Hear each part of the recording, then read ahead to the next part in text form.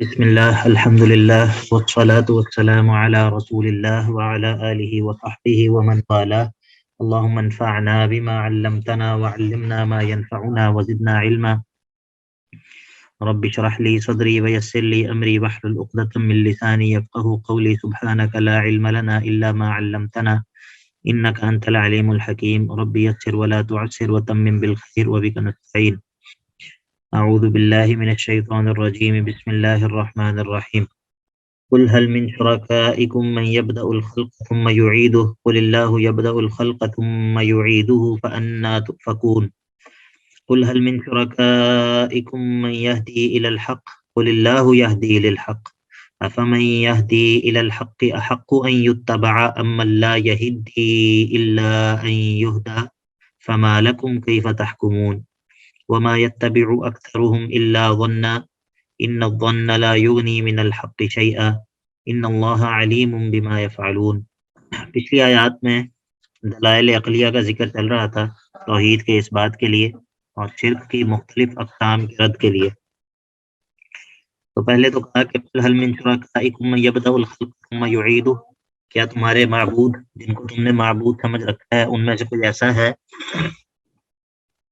جو مخلوق کا آغاز بھی کرتا ہو اور پھر دوبارہ اس کا اعادہ بھی کر سکتا ہو؟ تو اس کا جواب بالکل واضح ہے، اس لیے جواب کا تذکرہ نہیں ہے، صرف یہ تذکرہ ہے کہ قل اللہ یبدأ الخلق ثم یعیدہ.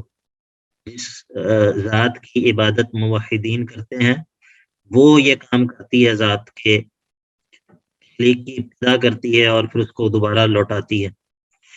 تو فَأَنَّا تُؤْفَكُونَ، تم ایسی ذات کو چھوڑ کے دوسرے شرکا کی عبادت کیوں کرتے ہو؟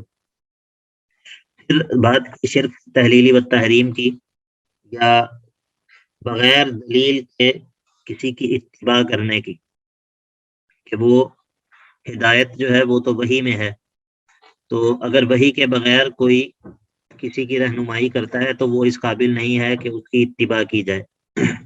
تو کہا کہ قل هل من شرکائکم من یہدی الی الحق قل اللہ یہدی للحق افمن یہدی الی الحق احق ان یتبع ام من لا یہدی الا ان یہدی. تو جو ہدایت کی رہنمائی کرتا ہے وہ اتباع کیے جانے کا زیادہ حقدار ہے یا وہ جو کہ خود ہدایت کا محتاج ہے، اور جو خود راستہ نہیں جانتا جب تک اس کو بتایا نہ جائے وہ زیادہ محتاج ہے. تو فما لکم کیف تحکمون، تو تمہیں کیا ہو گیا ہے کہ تم کیسے فیصلے کرتے ہو؟ تو اب ان لوگوں کا جو تذکرہ کیا کہ جو بغیر ہدایت کے ایسے لوگوں کی پیروی کرتے ہیں جو خود ہدایت کے محتاج ہیں، بجائے اللہ کی پیروی کرنے کے، اللہ کے رسول کی پیروی کرنے کے جو ہدایت کی طرف رہنمائی کرتے ہیں. لوگ ایسے لوگوں کی پیروی کرتے ہیں جو خود ہدایت کے محتاج ہیں اور جن کو جب تک بتایا نہ جائے ان کو خبر نہیں ہوتی. تو اس کے بعد یہ تذکرہ کیا ہے ان لوگوں کا کہ یہ لوگ ایسے لوگوں کی پیروی کرتے ہیں وما یتبع اکثرهم الا ظنا، ان کی اکثریت صرف گمان کی پیروی کرتی ہے، ان کے پاس اپنے اعتقاد پہ، اپنے عمل کے اوپر کوئی دلیل نہیں ہوتی بلکہ صرف گمان اور اندازے اور اٹکل پہ ہوتا ہے. تو وما یتبع اکثرهم الا ظنا، نہیں کرتی اتباع ان کی اکثریت مگر صرف گمان کی. اور ان الظن لا یغنی من الحق شیئا، اور جو گمان ہے وہ تو حق کے مقابلے میں کچھ بھی فائدہ نہیں دیتا. ان الظن لا یغنی شیئا من الحق، حق کے مقابلے میں ظن اور گمان کچھ بھی فائدہ نہیں دیتا. ایک طرف اندازہ ہو اور گمان ہو اور اس کے مقابلے میں یقین ہو، وحی ہو، حق ہو، تو اس گمان کا اور اس اندازے کا جو ہے وہ کوئی فائدہ بھی نہیں ہوتا. ان اللہ علیم بما یفعلون، اللہ تعالیٰ خوب باخبر ہے اس چیز سے کہ جو یہ لوگ کر رہے ہیں. تو یہ کام کرتے ہیں یعنی کہ بغیر دلیل کے کسی کی اتباع کرتے ہیں، یا ایسے لوگوں کو انہوں نے دلیل و تحریم کے اندر اللہ کا شریک ٹھہرا رکھا ہے. تو ان کے ان اعمال سے اللہ رب العزت خوب باخبر ہے. اس کے بعد صداقت قرآن، صدق قرآن کا ذکر ہے. صدق قرآن، اس آیت کے اندر صدق قرآن ہے یعنی کہ قرآن مجید کی صداقت. وما كان هذا القرآن ان يفترى من دون اللہ، وما كان هذا القرآن، اور نہیں ہے یہ قرآن ان یفترا من دون اللہ، اس کو خود سے گڑھ لیا جائے اس کو اپنی طرف سے، من دون اللہ، اللہ کے علاوہ، یعنی کہ یہ قرآن ایسا ہے ہی نہیں کہ اس کو اللہ کے وحی کیے بغیر خود سے ہی اس کو گھڑ لیا جائے. یہ کتاب ہے ہی ایسی کہ جس کو دیکھ کے معلوم ہو جاتا ہے کہ یہ کتاب خود سے گھڑی نہیں جا سکتی، یہ کتاب خود سے بنائی نہیں جا سکتی، بلکہ یہ اللہ کی طرف سے ہے. ولیکن، بلکہ یہ کتاب کیا ہے؟ ولیکن کان تصدیق الذی بین یدیہ، یہ تصدیقہ سے پہلے کانا نکالیں گے ہم، یا انزلہ نکالیں گے تو کانا رہتا ہے ولیکن کان تصدیق الذی بین یدیہ، بلکہ یہ کتاب تو تصدیق ہے، تصدیق کرنے والی ہے الذی بین یدیہ، ان کتابوں کی جو اس سے پہلے نازل ہو چکی ہیں، جو بین یدیہ، جو اس سے پہلے نازل ہو چکی ہیں. وہ تفصیل الکتابی، اور تفصیل کرنے والی ہے الکتابی، فرض ہو چکے احکام کی. کتاب جو ہے یہ فرض شدہ احکام کے معنی میں ہے، اور فرض شدہ احکام کی تفصیل کرنے والی ہے. لا ریب فیہ، اور اس کتاب میں کوئی شک نہیں ہے، اور من رب العالمین، اور یہ رب العالمین کی طرف سے ہے. اس آیت کے اندر قرآن مجید کی 5 صفات بیان ہوئی ہیں، اور ان صفات کے ذریعے قرآن مجید کی سچائی اور صداقت کا بیان ہوا ہے. پہلی صفت یہ ہے کہ یہ افتراء نہیں ہے، افتراء نہیں ہے، خود سے گھڑی ہوئی بات اور جھوٹ نہیں ہے. اور دوسری بات کیا ہے؟ دوسری بات یہ ہے کہ یہ سابقہ کتابوں کی تصدیق کرنے والی کتاب ہے. اور تیسری بات کیا ہے؟ تیسری بات یہ ہے کہ اس میں احکام ضروریہ کی تفصیل ہے، وہ احکام جو ضروری ہیں ان کی تفصیل اس کے اندر موجود ہے. اور چوتھی بات یہ ہے کہ اس میں شک نہیں ہے. اور پانچویں بات یہ ہے کہ من رب العالمین، یہ رب العالمین کی جانب سے ہے.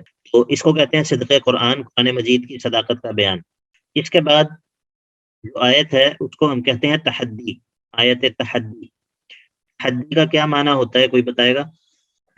تحدی کہتے ہیں چیلنج کو، تحدی کہتے ہیں چیلنج کو. ٹھیک ہے، تو چیلنج کے لیے اردو زبان میں کوئی لفظ ہے مناسب؟ میرا خیال ہے میرے علم میں بھی نہیں ہے کوئی لفظ مناسب. تو ام یقولون افترا، یہ پچھلی آیت کے اندر جب یہ کہا کہ وما کان ھذا القرآن ان یفترى من دون اللہ، یہ کتاب ایسی نہیں ہے کہ جس کو خود سے گھڑ لیا گیا ہو، جو گھڑی گئی کتاب ہو، اپنی طرف سے بنائی گئی کتاب ہو، من دون اللہ، اللہ کے علاوہ، یعنی کہ اللہ کی وحی کے بغیر اپنی طرف سے بنا لی گئی ہو. تو اب اس کے بعد اگلی آیت کے اندر ان لوگوں کا رد ہے اور ان لوگوں کو چیلنج ہے جو یہ کہتے ہیں کہ یہ کتاب اپنی طرف سے بنا لی گئی ہے. للکارنا، شرط قائم کرنا نہیں، ان دونوں الفاظ کے اندر جو ہے نا وہ مفہوم شاید ادا نہیں ہو پا رہا. ہمارا للکارنا پھر کوئی کچھ نہ کچھ قریب ہے، لیکن چلیں دیکھتے ہیں. تو ام یقولون افترا، کیا یہ لوگ یہ بات کہتے ہیں کہ افتراہ، اس رسول نے اس کتاب کو گھڑ لیا ہے؟ ام یقولون، کیا یہ لوگ یہ بات کہتے ہیں افتراہ، کہ گھڑ لیا ہے اس کتاب کو؟ ہو ضمیر جو ہے مفعول کی، یہ لوٹ رہی ہے قرآن کی طرف، اور جو افترا کے اندر ضمیر فاعل ہے وہ لوٹ رہی ہے نبی صلی اللہ علیہ وسلم کی طرف. ٹھیک ہے، تو ام یقولون افترا، یہ لوگ یہ کہتے ہیں کہ اس نے، یعنی کہ اس نبی نے اس کتاب کو، اس قرآن کو اپنی طرف سے گھڑ لیا ہے. تو اب ان کی اس بات کا رد ہے کہ اگر تم یہ سمجھتے ہو کہ یہ قرآن نبی صلی اللہ علیہ وسلم نے اپنی طرف سے بنا لیا ہے، اپنی طرف سے گھڑ لیا ہے، اے نبی آپ ان کو کہہ دیجئے فَأْتُوا بِسُورَةٍ مِثْلِهِ، تم لے آؤ ایک صورت اس قرآن کی طرح، تم اس قرآن کی طرح کی ایک صورت بنا کر لے آؤ. اور صرف یہ نہیں کہ تم خود بلا کر لے آؤ، بلکہ وَدْعُوا مَنِ اسْتَطَعْتُم مِّن دُونِ اللَّهِ، اللہ کے علاوہ جن جن کو تم بلا سکتے ہو ان کو بھی ساتھ بلا لو. ان کو تم صادقین، اگر تم، عرفان بھائی آپ ابھی سبق سنیں، ابھی آپ شعر و شاعری نہ کریں بھائی، سبق سنیں، ترجمہ سنیں. وَدْعُوا مَنِ اسْتَطَعْتُم مِّن دُونِ اللَّهِ إِن كُنتُمْ صَادِقِينَ، اور بلا لو جن کو بھی تم بلانے کی استطاعت رکھتے ہو اللہ کے علاوہ، ان کنتم صادقین، اگر تم سچے ہو. کس بات میں سچے ہو اگر تم؟ جی کون بتائے گا؟ ہاتھ کھڑا کریں. ان کنتم صادقین، اگر تم سچے ہو کس بات میں، کس معاملے میں سچے ہو؟ جی بتائیں. سر میں السلام علیکم جی سر، وہ جو کفار کہہ رہے تھے کہ یہ قرآن خود سے حضور پاک صلی اللہ علیہ وسلم نے گھڑا ہوا ہے، ان کے ہاں جی، بارک اللہ فیکم. یعنی کہ اگر تم اس معاملے میں سچے ہو کہ یہ قرآن اس نے اپنی طرف سے بنا لیا، تو دیکھو یہ بھی عرب میں پیدا ہوا ہے، عرب میں بڑا ہوا ہے، اور اس کو بھی اتنی ہی عربی آتی ہے جتنی تمہیں آتی ہے. تو اگر یہ اپنی طرف سے ایک کتاب گھڑ کر بنا سکتا ہے، تو تم کیوں نہیں اس طرح کی کتاب اپنی طرف سے گھڑ کر بنا سکتے؟ تو تم بھی بنا لو.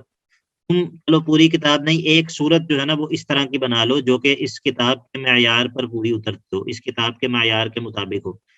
تو یہ قرآن مجید جو ہے، یہ دعویٰ، یہ قرآن مجید کی جو تحدی ہے، قرآن مجید کا جو چیلنج ہے، 1400 سال پہلے ہوا ہے.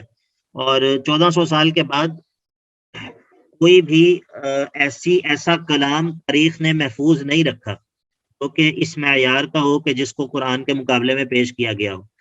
تو کیونکہ وہ لوگ عربی کو جانتے تھے، اور وہ لوگ عربی کے بلاغہ اور اس کے باقی جو اسالیب ہیں ان سے بڑی اچھی طرح واقف تھے.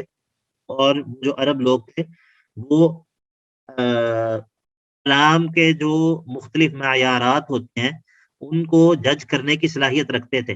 یعنی کہ مثال کے طور پہ ہم جیسے اجمی جو لوگ ہیں، وہ ایک زبردست قسم کے عربی کے کلام میں اور ایک ردی قسم کے کلام میں جو کہ فصاحت اور بلاغت سے بالکل گرا ہوا ہو، ہم شاید فرق نہ کر سکیں. ٹھیک ہے، جن کو خاص طور پہ عربی کے ساتھ بالکل کوئی تعلق نہیں، وہ تو بالکل بھی فرق نہیں کر سکتے. ان کے لیے تو اگر اخبار کی کوئی عبارت بھی لکھی ہو عربی میں تو وہ شاید یہی سمجھیں کہ یہ قرآن ہے. ٹھیک ہے، لیکن وہ لوگ جو کہ عرب تھے اور جو یعنی کہ عربی کے بڑے ماہر ترین لوگ تھے اور بلاغت اور فصاحت ختم تھی، وہ لوگ جو ہے وہ بڑی آسانی سے فیصلہ کر لیتے تھے کہ کون سا کلام جو ہے اس کی کیا حیثیت ہے، کون سا کلام عربیت کے اعتبار سے، فصاحت اور بلاغت کے اعتبار سے وہ کس درجے کا کلام ہے.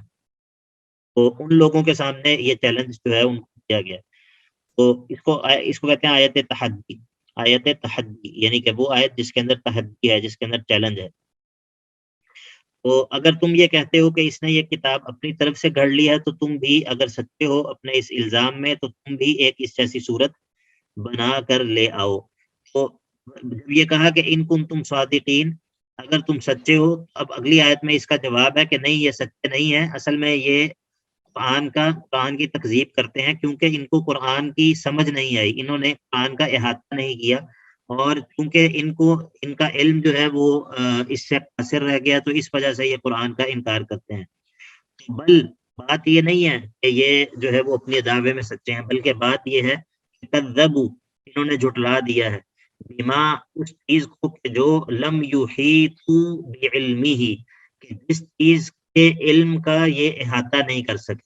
انہوں نے اس چیز کو جھٹلا دیا ہے کہ جس چیز کے علم کا یہ احاطہ نہیں کر سکے. اور ولما یأتہم تأویلہ، اور ابھی تک نہیں آیا ان کے پاس اس کا انجام. ولما یأتہم تأویلہ، تو یہ جو تعویل کا ہے، تعویل کے دو معنی ہوتے ہیں. تعویل کا ایک معنی ہوتا ہے انجام، تعویل جو ہے وہ انجام کے معنی میں بھی استعمال ہوتا ہے، اور اسی طرح تعویل جو ہے وہ تفسیر کے معنی میں بھی استعمال ہوتا ہے. تو اگر ہم وہ ترجمہ کریں، انکار والا ترجمہ کریں، تو انجام والا اگر ترجمہ کریں ولما یأتہم تأویلہ، تو عبارت اس طرح ہوگی کہ ولما یأتہم تأویل انکارہ، ابھی تک ان کے پاس اس قرآن کے انکار کا انجام نہیں آیا. یعنی کہ وہ عذاب جو کہ اس کتاب کی تکذیب کا اور اس کے انکار کا انجام ہے، وہ ابھی تک ان کے پاس نہیں آیا. بل کذبوا، بلکہ انہوں نے جھٹلایا ہے، بما لم یحیطوا بعلمہ، اس چیز کو کہ جس کا جو ہے یہ اپنے علم کے ساتھ احاطہ نہیں کر سکے، تو انہوں نے اس کو جھٹلا دیا ہے. اور بلما یأتہم تأویلہ، ابھی تک ان کے پاس اپنی اس تکذیب کے انہوں نے جو تکذیب کیا اس کا نتیجہ ابھی تک ان کے پاس نہیں آیا. یعنی کہ وہ عذاب اس تکذیب کے نتیجے میں ان پر آنا ہے، وہ ابھی تک ان پر وارد نہیں ہوا. یا پھر اگر ہم تفسیر والا معنی کریں تو کیا معنی ہوگا؟ ولما یأتہم تأویلہ، ابھی تک ان کے پاس اس قرآن کی حقیقت نہیں آئی. یعنی کہ قرآن نے جو چیزیں بیان کی ہیں وہ ابھی تک ان کے پاس آئی نہیں ہے، کہ قرآن نے جو بیان کیا ہے کہ مستقبل میں کیا کیا ہوگا، ابھی تک وہ ان کے پاس نہیں آیا ہے، ابھی تک ان کے پاس وہ نہیں آیا ہے. تو اسی لیے انہوں نے اس کتاب کی تکذیب کر دی. البتہ دونوں معنی جو ہیں وہ درست ہیں، پہلا معنی زیادہ بہتر ہے. تو پھر اس کے بعد کذالک کذب الذین من قبلہم، اس آیت کے اندر اس آیت کے اندر وعید ہے نا، قرآن مجید کا انکار کرنے والوں کے لیے اس آیت کے اندر وعید ہے.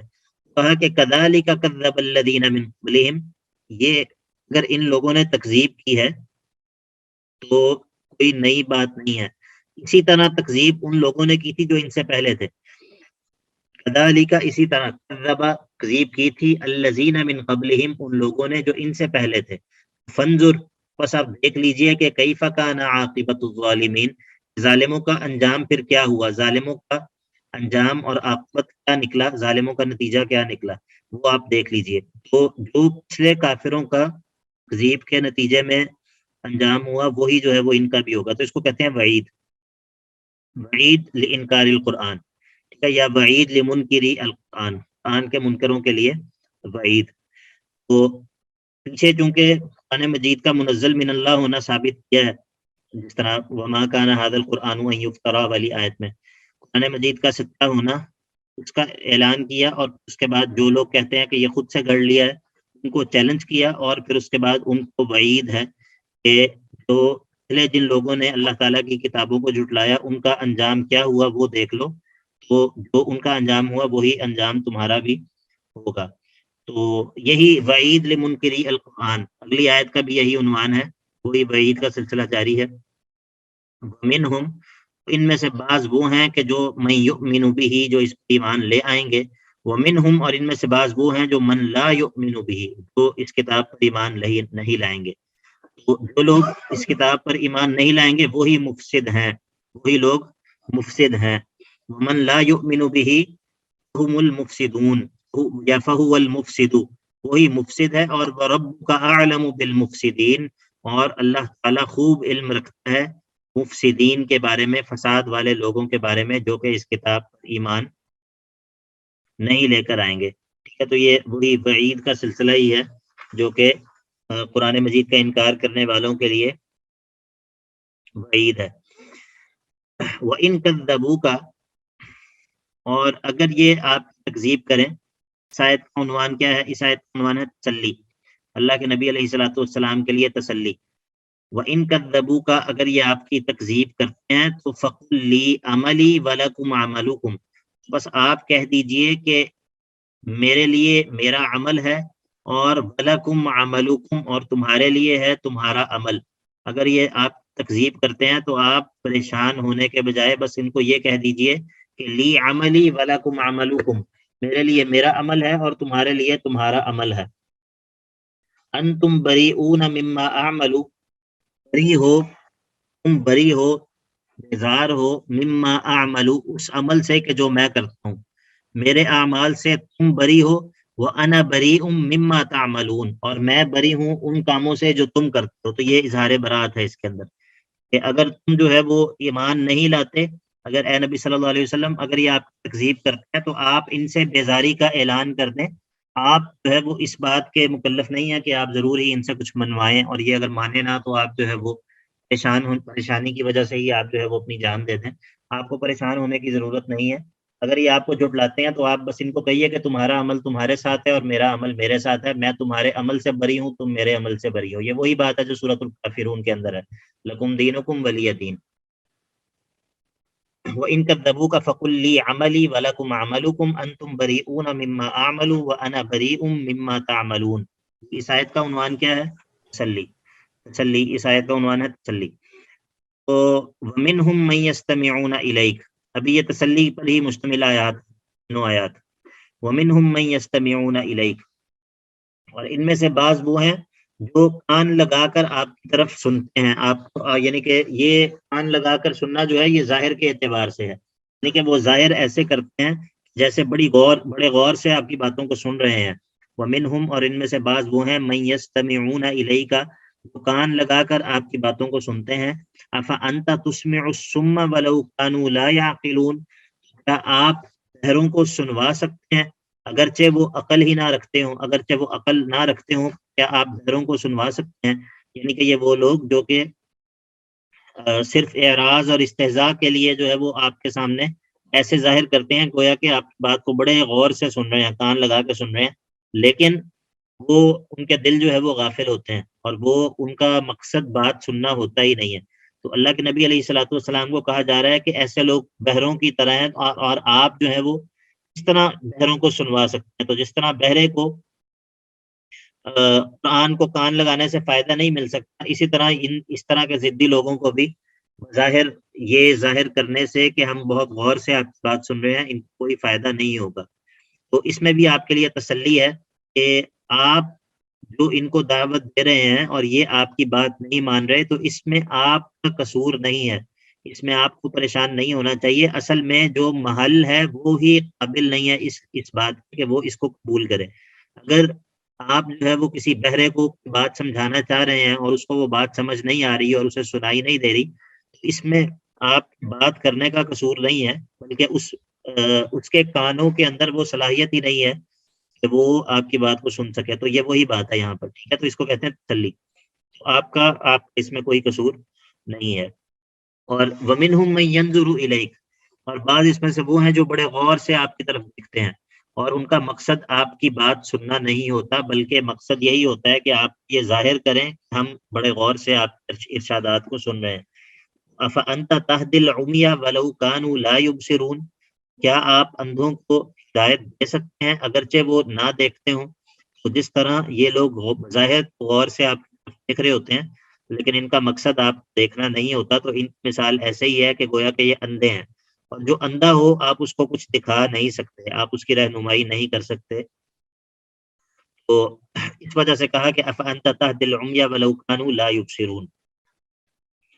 اس آیت کے اندر بھی تسلی ہے، اس آیت کے اندر بھی تسلی ہے۔ اسی طرح جو آیت نمبر 42 اور 43 ہے، ان کے اندر وعید بھی ہے، ان کے اندر وعید بھی ہے اور تسلی بھی ہے۔ وعید کیا ہے؟ وعید یہ ہے کہ اللہ تعالیٰ نے پچھلی آیت میں 42 کے اندر اللہ تعالیٰ نے ان کو کیا کہا ہے؟ السم کہا ہے، بہرے کہا ہے، اور 43 کے اندر 43 نمبر آیت کے اندر اللہ تعالیٰ نے ان کو کہا ہے اندھے کہا ہے، یعنی کہ وہ لوگ جو کہ ہدایت سننے سے بہرے ہیں اور ہدایت کو، حقیقت کو دیکھنے سے اندھے ہیں۔ تو ان دونوں آیتوں میں تسلی بھی ہے اور وعید بھی ہے منکرین قرآن کے لیے، قرآن مجید کا انکار کرنے والوں کے لیے۔ تو اب یہ سوال پیدا ہو گیا کہ اگر یہ اندھے ہیں اور اگر یہ بہرے ہیں، یہ تو ان پر ظلم ہے، اگر یہ اندھے ہیں اور بہرے ہیں تو یہ تو ان پر ظلم ہے۔ اس کا جواب یہ ہے کہ ان اللہ لا یظلم الناس شیئا، اللہ تعالیٰ کسی پر ظلم نہیں کرتا، اللہ تعالیٰ کسی پر بالکل بھی ظلم نہیں کرتا۔ یہ نکرہ سیاق نفی میں جب آتا ہے تو یہ اس کے اندر عموم کا معنی ہوتا ہے، یہ نکرہ ہے شیئن اور سیاق نفی میں ہے۔ ان اللہ لا یظلم الناس شیئا، اللہ تعالیٰ لوگوں پر بالکل بھی ظلم نہیں کرتا، ولکن الناس انفسهم یظلمون، ولکن الناس یظلمون انفسهم، بلکہ لوگ ہی اپنی جانوں پر ظلم کیا کرتے ہیں۔ یہ لوگ جن کو بہرا بنا دیا گیا ہے حق سننے سے اور جن کو اندھا بنا دیا گیا ہے، یہ اس وجہ سے نہیں ہے کہ اللہ تعالیٰ نے ان کو پہلے بہرا اور اندھا بنا دیا اور پھر یہ ہدایت سن نہیں سکتے، اس وجہ سے نہیں ہے، بلکہ ان کے ہدایت سے مسلسل اعراض کرنے کی وجہ سے، ان کے ہدایت کو مکمل مستقل قبول نہ کرنے کی وجہ سے ان کو یہ سزا ملی ہے کہ اللہ تعالیٰ نے ان کو ہدایت کو سننے سے بہرا اور ہدایت دیکھنے سے اندھا بنا دیا ہے، ٹھیک ہے؟ تو سبب جو ہے اللہ تعالیٰ کا ان کو بہرا اور اندھا بنانا سبب نہیں ہے، سبب ان کا کفر اور عناد ہے جس کے نتیجے میں ان کو اندھا اور بہرا بنایا گیا ہے، ٹھیک ہے؟ تو یہ درست ترتیب ضروری ہے۔ اور اس کے بعد سوال کا جواب یہ دے دیا کہ یہ اللہ تعالیٰ کا ظلم نہیں ہے بلکہ اللہ تعالیٰ کا عدل اور انصاف ہے، اور یہ ان کے اپنے کرتوت کی سزا ہے، اس کی وجہ سے ان کے اوپر یہ کیفیت مسلط کی گئی ہے کہ یہ حق دیکھنے سے اندھے ہیں اور حق کو سننے سے بہرے ہیں۔ جی کوئی سوال ہے؟ سر آیت نمبر 42 میں ہے کہ افانت تسمع الصم ولو كانوا لا يعقلون، سماعت کے اپوزٹ عقل کی بات ہوئی ہے، اور نیکسٹ آیت میں 43 میں ینظرو کے مقابلے میں لا یبصرون ہی کہا گیا ہے، تو اس پہ کچھ ڈسکس اگر آپ کرتے ہیں۔ اب اگلی آیت کے اندر تخویف اخروی ہے، تخویف اخروی وَيَوْمَ يَحْشُرُهُمْ، اور قیامت کا جو ہے وہ منظر ہے۔ یہی لوگ جو کہ قرآن پاک کا انکار کرنے والے ہیں، انہی پہلے پچھلی آیات کے اندر ان کی دنیا کی حالت کا تذکرہ کیا ہے، پچھلی آیات کے اندر ان کی دنیا کی حالت کا تذکرہ کیا ہے، جس طرح کہا کہ یہ سم ہے، یہ اندھے ہیں، یہ بہرے ہیں. تو اب جو ہے وہ قیامت کے اندر ان لوگوں کی حالت اس کا تذکرہ ہے. تو وَيَوْمَ يَحْشُرُهُمْ، اور وہ دن کہ جس دن ان سب کو اللہ تعالیٰ جمع فرمائے گا، اللہ تعالیٰ ان سب کو جمع کرے گا. تو أَلَّمْ يَلْبَثُوا إِلَّا سَاعَةً مِّنَ النَّهَارِ، گویا کہ یہ لوگ اس طرح ہوں گے کہ نہیں ٹھہرے، لم یلبسوا، گویا کہ یہ نہیں ٹھہرے کہاں پر، دنیا میں، الا ساعة من النہار، مگر دن کا کچھ حصہ. یہ اس طرح ہوں گے کہ گویا کہ دنیا میں اور قبر میں یہ جو ان کی رہنے کی پوری مدت ہے یہ صرف دن کا ایک حصہ ہے. یتعارفون بینہم، یہ آپس میں ایک دوسرے کو پہچان رہے ہوں گے. اور خسر الذین کذبوا بلقاء اللہ، یہ جو ان کی کیفیت ہوگی کہ ہم تو بہت تھوڑا سا عرصہ دنیا میں رہے ہیں، یہ کیوں ہوگی؟ یہ اس وجہ سے ہوگی کہ ان کے اوپر اس دن کی اتنی زیادہ ہیبت ہوگی کہ ان کی کیفیت یہ ہوگی گویا کہ ہم تھوڑی ہی دیر دنیا میں رہے ہیں.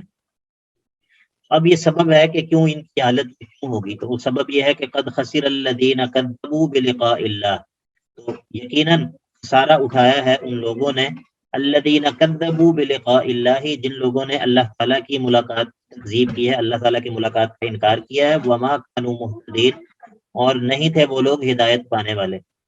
وما كانوا مهتدین، اور نہیں تھے وہ لوگ ہدایت پانے والے.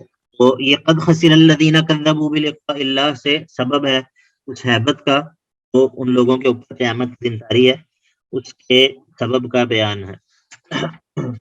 وَإِمَّا نُرِيَنَّكَ بَعْضَ الَّذِي نَعِدُهُمْ أَوْ نَتَوَفَّيَنَّكَ فَإِلَيْنَا مَرْجِعُهُمْ ثُمَّ اللَّهُ شَهِيدٌ عَلَى مَا يَفْعَلُونَ.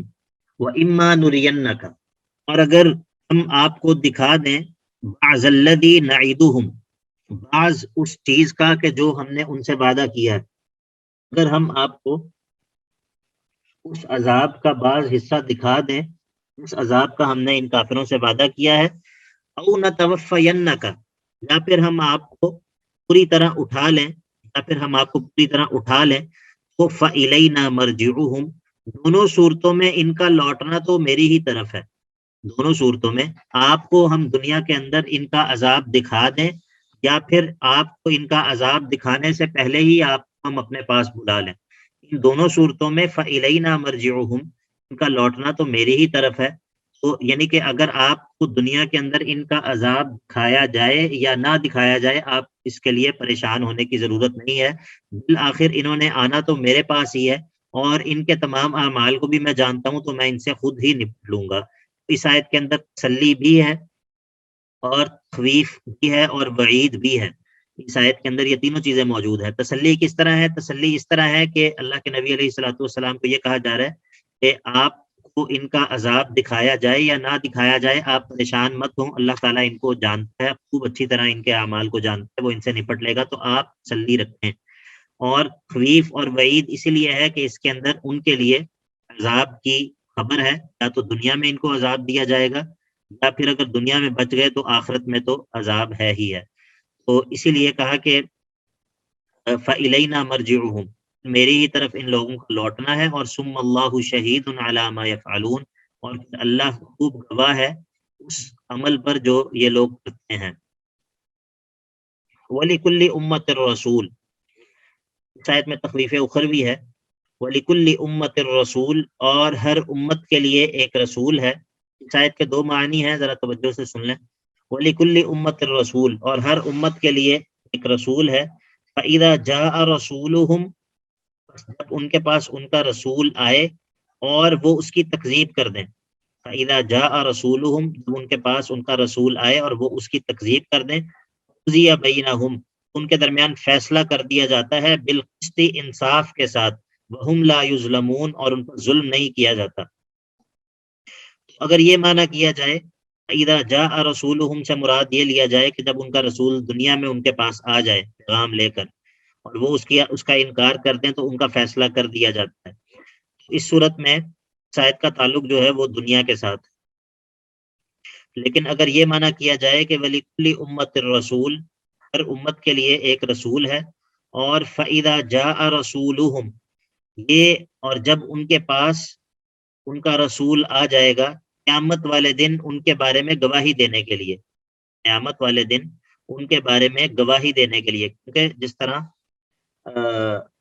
یہ جو انبیاء ہیں یہ سارے کے سارے اپنی قوموں کے بارے میں گواہی دیں گے، جس طرح سورہ نساء میں ہے غالباً وَيَوْمَ نَبْعَثُ مِنْ كُلِّ أُمَّةٍ شَهِيدًا وَجِئْنَا بِكَ عَلَى هَؤُلَاءِ شَهِيدًا، تو یہ تمام انبیاء جو ہیں وہ اپنی قوموں پر گواہی دیں گے۔ تو یہ کہا کہ وَلِكُلِّ أُمَّةٍ رَسُولٌ، ہر امت کے لیے ایک رسول ہے جو کہ اس پر گواہی دے گا، اور فَإِذَا جَاءَ رَسُولُهُمْ، اور جب ان کا رسول آ جائے گا ان پر گواہی دینے کے لیے قیامت کے دن، قُضِيَ بَيْنَهُمْ بِالْقِسْطِ، پھر ان کے درمیان انصاف کے ساتھ فیصلہ کر دیا جائے گا، وَهُمْ لَا يُظْلَمُونَ، اور ان پر بالکل بھی ظلم نہیں کیا جائے گا۔ دونوں معنی سمجھ آ گئے آیت کے، اور دونوں میں فرق ہے؟ سر ایک دفعہ دوبارہ بتا دیں تھوڑا سا۔ اور کوئی ایک آیت جو ہم نے معنی کیا ہے اس کا تعلق دنیا کے ساتھ ہے، دنیا میں جب رسول ان کے پاس آ جائے اور وہ اس کو جھٹلا دیں تو ان کے درمیان فیصلہ کر دیا جاتا ہے، اور جو دوسرا معنی کیا ہے اس کا تعلق قیامت کے ساتھ ہے کہ جب قیامت والے دن رسول آ کر اپنی امت کے بارے میں گواہی دے دے پھر ان کے درمیان فیصلہ کر دیا جائے گا۔ ٹھیک ہے، تو یہ دو معنی کیے ہیں، پہلے کا تعلق دنیا کے ساتھ ہے، دنیا میں جب رسول ان کے پاس آ جائے، اور دوسرے معنی کا تعلق آخرت کے ساتھ ہے کہ جب آخرت میں رسول آ کر ان کے بارے میں گواہی۔ اب جب کہا کہ قضی بینہم بالقسط، ان کے درمیان انصاف کے ساتھ فیصلہ کر دیا جاتا ہے، تو اب یہ لوگ کہنے لگے وَيَقُولُونَ مَتَىٰ هَٰذَا الْوَعْدُ إِن كُنتُمْ صَادِقِينَ، یہ جو عذاب کی دھمکیاں آپ ہمیں دیتے ہیں اگر آپ سچے ہیں تو یہ وعدہ ہوگا کب؟ اس کا ذرا کوئی ٹائم بتا دیجئے، اس کی کوئی تاریخ بتا دیجئے، اگر بڑا آپ عذاب کی ہمیں دھمکیاں دیتے ہیں اس عذاب کا کوئی ٹائم بھی تو بتا دیجئے کہ یہ عذاب کب آنا ہے۔ وَيَقُولُونَ، اور یہ کافر کہتے ہیں مَتَىٰ هَٰذَا الْوَعْدُ، یہ وعدہ آخر کب آئے گا، اس کی کوئی تاریخ تو بتا دیجئے، ان کنتم صادقین، اگر آپ اتنے ہی سچے ہیں اپنے یہ دھمکیاں جو ہمیں آپ عذاب کی دیتے ہیں، اگر ان دھمکیوں میں آپ سچے ہیں تو ہمیں اس کی کوئی تاریخ بتا دیجئے۔ استہزاء ہے اور انکار ہے کہ رسول انبیاء اور انبیاء کے ماننے والوں کو جب وہ عذاب کا تذکرہ کریں تو ان کو یہ کہتے ہیں کہ وہ جو عذاب آنا ہے اس کا کوئی ٹائم ہمیں بتا دیجئے۔ اس کا جواب یہ ہے کہ آپ کہہ دیجئے کہ لا املک لنفسی ضرا ولا نفعا الا ما شاء اللہ، یہ عذاب کی تاریخ بتانا تو بڑی دور کی بات ہے، میں تو اپنے نفس کے لیے بھی نقصان اور نفع کا مالک نہیں ہوں مگر وہی جو کہ اللہ جو چاہے، میں تو اپنے نفس کے لیے بھی نقصان اور نفع کا مالک نہیں مگر اسی چیز کا کہ جو اللہ چاہے، اللہ کے چاہے بغیر تو میں اپنا نفع اور اپنا نقصان بھی نہیں کر سکتا۔ یا یہ کہ میں تمہیں بتاؤں کہ تمہارے اوپر عذاب کب آئے گا اور کون سی تاریخ کو آئے گا، اس کے بارے میں مجھے علم نہیں ہے۔ البتہ یہ بات ہے کہ لکل امت اجل، ہر امت کے لیے ایک اللہ نے ٹائم مقرر کر رکھا ہے، وقت مقرر کر رکھا ہے، اور اذا جاء اجلہم، اور جب ان کا وقت آ جاتا ہے تو فلا یستأخرون ساعتا، تو پھر ان کو ایک لمحے کی بھی مہلت نہیں ملتی، ولا یستقدمون، اور نہ ہی وہ اس وقت سے پہلے جو ہے وہ ان کے اوپر عذاب آتا ہے، وہ عذاب اپنے پورے مقررہ وقت پر آتا ہے، اور وہ جو وقت ہے وہ پھر نہ آگے ہوتا ہے نہ پیچھے ہوتا ہے۔ اتنی بات تم سن لو کہ وہ عذاب جو ہے اس کا ایک وقت مقرر ہے، باقی اس کا وقت کیا ہے وہ لا املک لنفسی ضرا ولا نفعا الا ما شاء اللہ، یہ دراصل ان کے سوال کا جواب ہے کہ متی ھذا الوعد ان کنتم صادقین۔ تو آپ کہہ دیجئے، آپ ذرا یہ بتائیے، تم ذرا یہ تو بتاؤ کہ ان اتاکم عذابہ بیاتا، اگر ان کے پاس آ جائے اللہ کا عذاب رات کے وقت او نہارا یا دن کے وقت، تو ماذا یستعجل من عذابہ المجرمون، کس چیز کے ذریعے یہ اللہ کے عذاب سے بچیں گے، کس چیز کے ذریعے یہ اللہ کے عذاب سے بچیں گے، یہ مجرم لوگ کس چیز کے ذریعے اللہ کے عذاب سے بچیں گے، یعنی کہ اگر ہمارا عذاب جس کی یہ جلدی مچا رہے ہیں اگر یہ رات کے وقت یا دن کے وقت اچانک آ جائے تو پھر یہ کیا کریں گے، اس عذاب سے بچنے کا ان کے پاس کوئی اس کا انتظام ہے؟ ہاں، یہ ہو سکتا ہے کہ جب یہ عذاب آئے تو اس وقت یہ ایمان کا اعلان کر دیں، یہ ہو سکتا ہے کہ جب عذاب آ جائے تو اس وقت یہ کیا کہیں، تو ہم ایمان لے آئے ہیں۔ ثم اذا ما وقع آمنتم به، ثم یا اس وقت کہ اذا ما وقع، جس وقت وہ عذاب واقع ہو جائے، آمنتم به، کیا تم ایمان لاتے ہو اس قرآن کے ساتھ یا اس رسول کے ساتھ، الآن وقد کنتم به تستعجلون، کیا اب کیا تم ایمان لاتے ہو حالانکہ تم اسی عذاب کو پہلے جلدی طلب کیا کرتے تھے، حالانکہ تم پہلے اسی عذاب کو جلدی طلب کیا کرتے تھے. یعنی کہ کہنے کا مطلب ہے کہ اگر تو یہ سمجھتے ہیں کہ جب عذاب آئے گا تو ہم ایمان لے آئیں گے اور اس بہانے ہم عذاب سے بچ جائیں گے، تو اس وقت ایمان لانا اس وقت فائدہ نہیں دیتا. جب عذاب آ جاتا ہے تو پھر ایمان لانا فائدہ نہیں دیتا. وہ عذاب جب آ جائے گا تو ثم قیل للذین ظلموا، بس پھر کہا جائے گا ان لوگوں سے جنہوں نے ظلم کیا، کیا کہا جائے گا؟ ذوقوا عذاب الخلد، ہمیشگی والے عذاب کا مزہ چکھ لو. هل تجزون الا بما کنتم تکسبون، ہل لا کے معنی میں ہے تم نہیں بدلہ دیے جا رہے مگر اسی چیز کا کہ جو تم کمایا کرتے تھے. تمہیں کسی اور چیز کا بدلہ نہیں دیا جا رہا بلکہ تمہیں تمہارے اعمال کا بدلہ ہی دیا جا رہا ہے. تو جب عذاب آ جائے گا تو تب ان ظالم لوگوں سے کہا کیا کہا جائے گا؟ ذوقوا عذاب الخلد، ہمیشہ رہنے والے عذاب کا مزہ رکھ لو. یہ کہتے ہیں وَيَسْتَنْبِئُونَكَ، اور یہ سوال کرتے ہیں، آپ سے سوال کرتے ہیں، حق ہو، کیا یہ قیامت یا یہ عذاب حق ہے؟ آپ سے یہ سوال کرتے ہیں. یستنبئونک، آپ سے سوال کرتے ہیں، حق ہو، کیا یہ عذاب حق ہے؟ قل، اے نبی آپ کہہ دیجئے، ای وربی، ہاں میرے رب کی قسم، انہ لحق، یہ عذاب یقیناً حق ہے. وما انتم بمعجزین، اور تم جو ہے وہ اللہ کو عاجز کرنے والے نہیں ہو، تم اللہ کو عاجز نہیں کر سکتے. اور جب یہ عذاب آ جائے گا اور قیامت کا دن ہوگا تو وَلَوْ أَنَّ لِكُلِّ نَفْسٍ، اور اگر ہو ہر نفس کے لیے، وہ نفس کے ظلمت، جس نفس نے ظلم کیا ہے، اگر ہر اس نفس کے لیے جس نفس نے ظلم کیا ہے، کیا ہو اس کے لیے ما فی الارض، جو کچھ بھی زمین میں ہے، وہ سارا کسی نفس کے پاس ہو، جس نفس نے ظلم کیا ہے اس کے پاس وہ سارا کچھ ہو جو زمین کے اندر ہے، وہ لفتدت بھی، وہ اس کو فدیے میں دے دے گا اپنے عوض، اس کو بھی فدیے میں اپنے آپ بچانے کے لیے اسے بھی وہ فدیے میں دینے کے لیے تیار ہو جائے گا. لیکن اس وقت ما تقبل منہا، یہ اس کے بعد جو ہے وہ محذوف ہے، لیکن اس وقت یہ قبول نہیں کیا جائے گا. اگر ظالم لوگوں کے پاس پوری زمین بھر کے بھی مال ہو تو اس وقت وہ اپنے آپ کو بچانے کے لیے وہ بھی فدیے میں دینے کے لیے تیار ہو جائیں گے، لیکن اس وقت فدیہ قبول نہیں کیا جائے گا. وہ اسر الندامت، اور یہ ظاہر کر دیں گے اپنی ندامت کو. اسرو کا ایک معنی ہوتا ہے چھپا دینا، لیکن یہ الفاظ ازداد میں سے ہے جن کے معنی مختلف ہوتے ہیں. اس کا معنی چھپا دینا بھی ہوتا ہے اور ظاہر کرنا بھی ہوتا ہے. وہ اسر الندامت، اور یہ ظاہر کر دیں گے اپنی ندامت کو، لما رأوا العذاب، یہ عذاب کو دیکھ لیں گے. وقضی بینہم بالقسط، اور ان کے درمیان انصاف کے ساتھ فیصلہ کر دیا جائے گا. وہم لا یظلمون، اور ان پر کچھ بھی ظلم نہیں کیا جائے گا. تو یہاں پر جو ہے وہ الحمدللہ سورت کا تیسرا باب جو ہے وہ مکمل ہو گیا ہے، اور اگلی کلاس کے اندر انشاءاللہ ہم سورت کے چوتھے باب کا آغاز کریں گے، جو یہاں سے شروع ہو رہا ہے کہ الا ان للہ ما فی السماوات والارض الا ان وعد اللہ حق ولکن اکثرهم لا يعلمون. چلیے جی، السلام علیکم ورحمۃ اللہ وبرکاتہ.